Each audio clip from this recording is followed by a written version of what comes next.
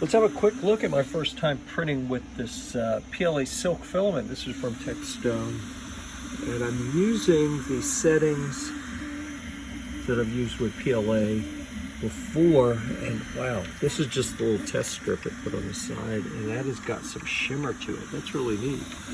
And honestly, it looks like it's coming out pretty well on this first pass with no changes from I think last night my daughter printed something in regular Elegoo PLA. Let's see, that would have been here with this 3D